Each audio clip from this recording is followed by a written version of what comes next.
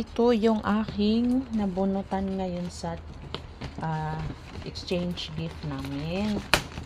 So, yung nabunutan ko is number 20 kay Shein. So, ito naman yung nilalaman niya.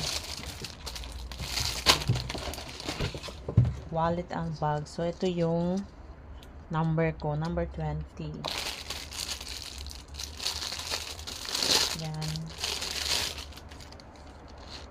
Ayan, cute siya. Lagay ng mga ID. First, tawag nito. Lagay ng card, ganyan. So, nice. Thank you, Shen. Thank you, aling sa gift. Ay! So, ayan siya. Tapos, ito naman yung jogging pants niya. Wow. Puro, kung hindi pang taas, pang baba, yung mga palangga. So, ayan yung aking natanggap ngayong gift. Ito yung, exchange gift sa nabunutan.